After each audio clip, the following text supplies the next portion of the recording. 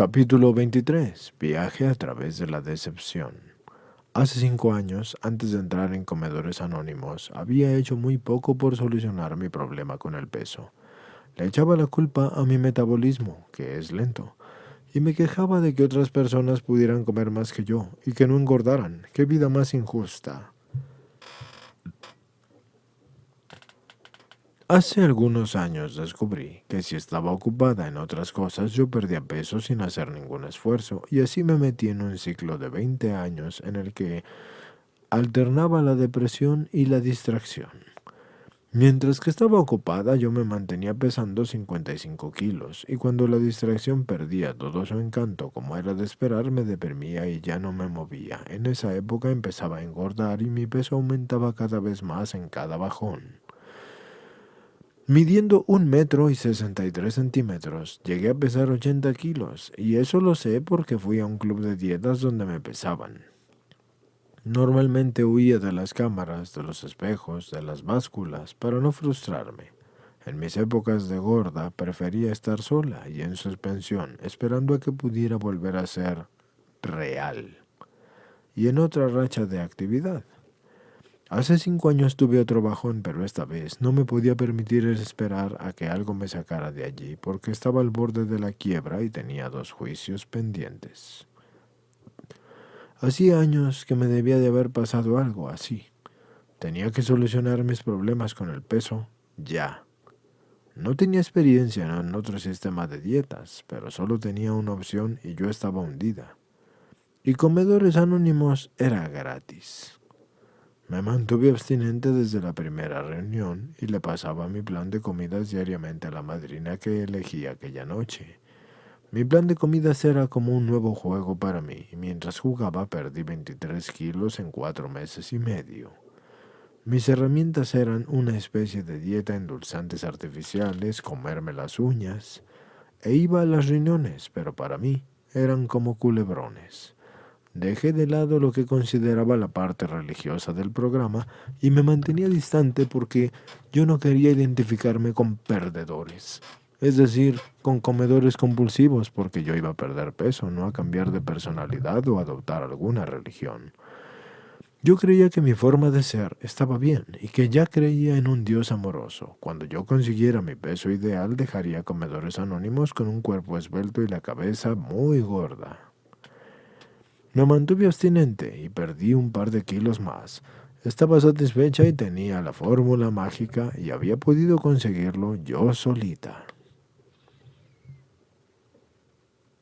Entonces,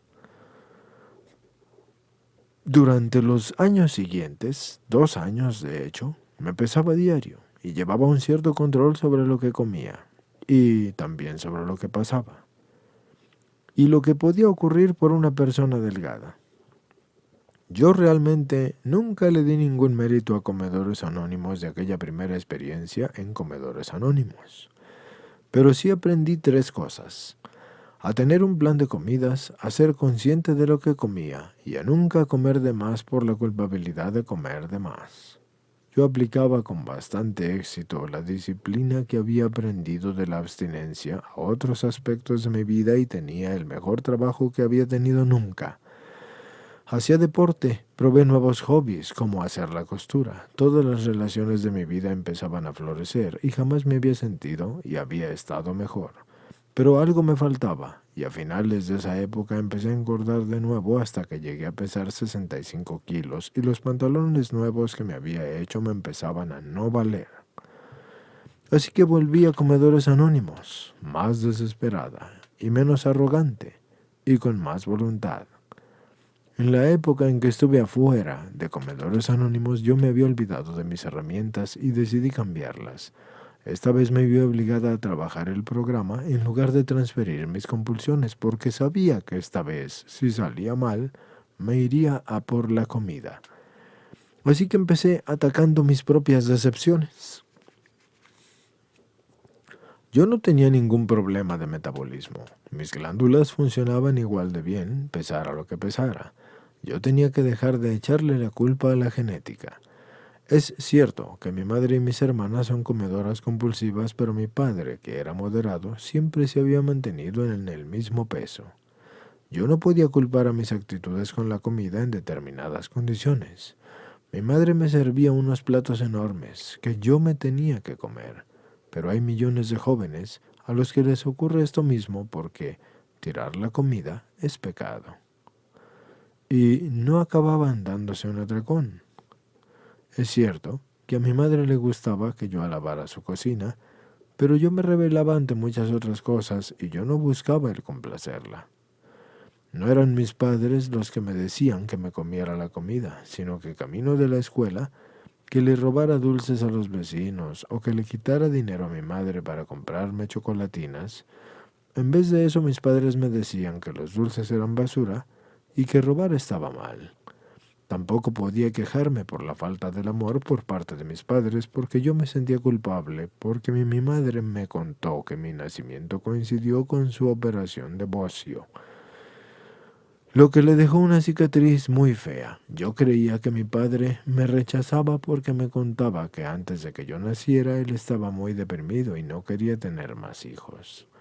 Yo asumí el papel de mártir porque mis padres solo me daban su aprobación cuando era educada y obediente y parecía que no eran capaces de aceptar mis sentimientos. Pero aprendí que hay mucha gente que crece con amor incondicional y que casi todo el mundo se ha sentido a veces infravalorado por sus padres, y que muchos hombres y mujeres creen que no son válidos, pero no se han convertido en comedores compulsivos. Cuando yo empecé a sacar de mi cabeza esas viejas ideas, empecé a estar abstinente.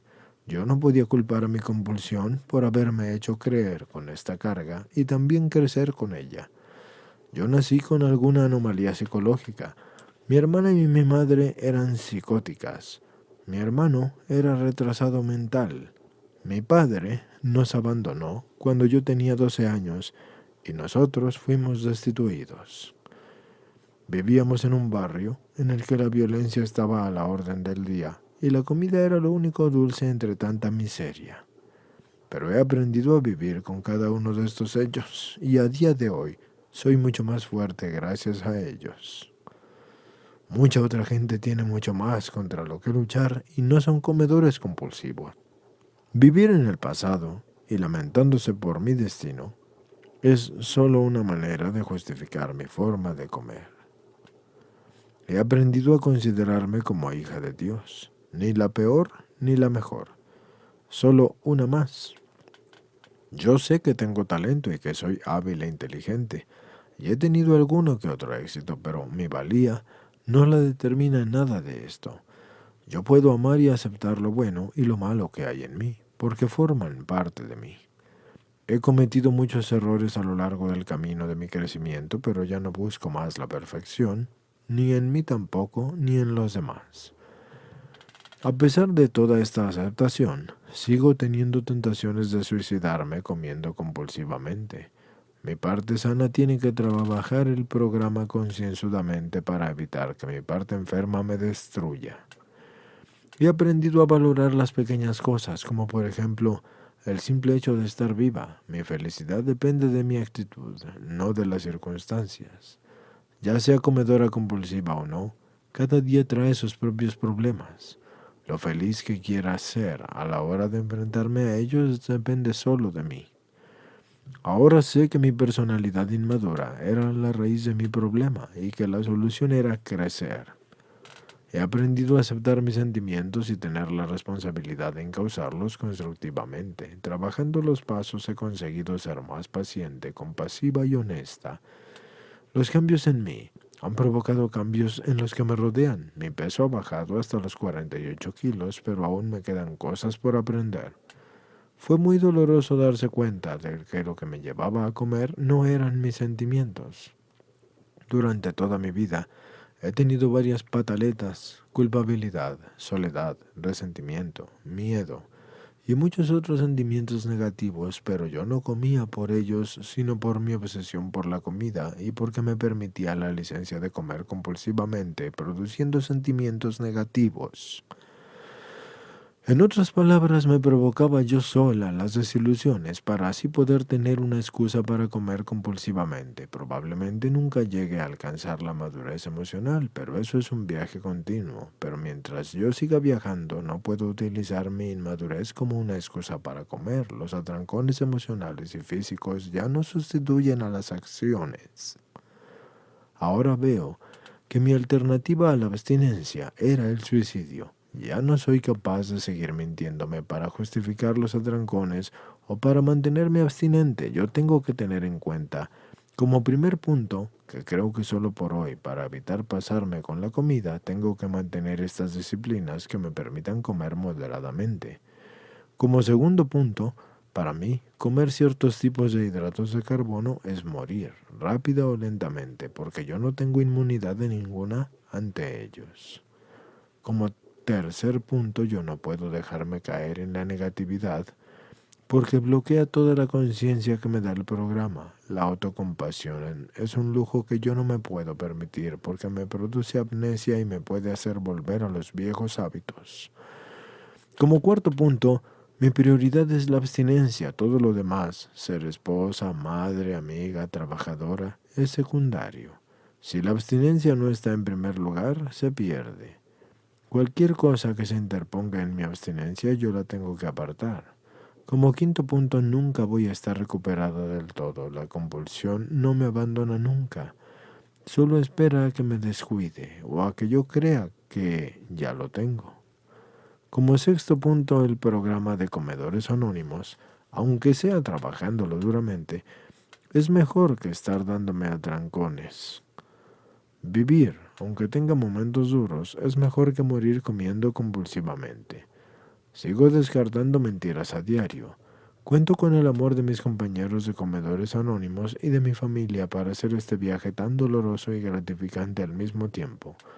Estoy agradecida porque sé que al deshacerme de las decepciones me libero para ver aquellas que me ciegan y que aún me siguen cegando.